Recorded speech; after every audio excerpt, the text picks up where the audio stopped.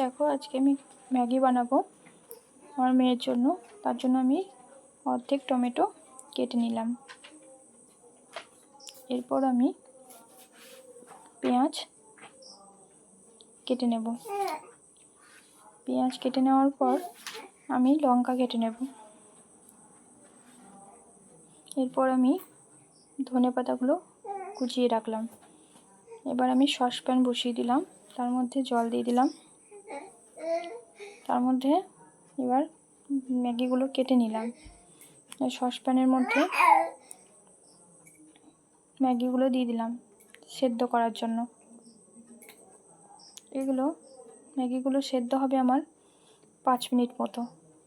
আমি একটু বেশি সেদ্ধ করি। এর মধ্যে পরিমাণ মতো নুন দিয়ে দিলাম এবং পরিমাণ মতো হলুদটা দিয়ে দিলাম।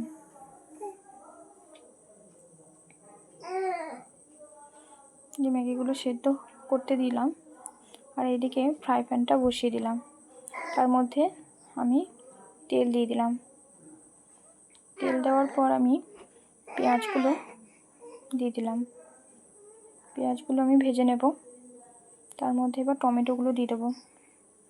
টমেটোগুলো আমি ভেজে নেব। ভেজে নেওয়ার পরে দেখো আমার ম্যাগিটা সেদ্ধ হয়ে গেছে। একদম হালকা মশলা দিয়ে, আমি বেশি মশলা দেব না, আমার মেয়ের জন্য বানাচ্ছি তার জন্য। এবার ম্যাগিটা আমার ভালো করে ভেজে নেব।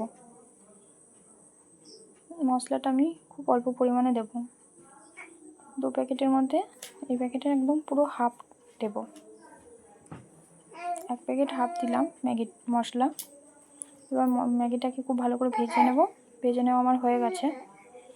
টমেটো দিয়েছি তাই আমি সস দিলাম না। দেখো আমার ম্যাগিটা রেডি হয়ে গেছে। আমি নিলাম আমার মেয়ের জন্য ম্যাগি তৈরি।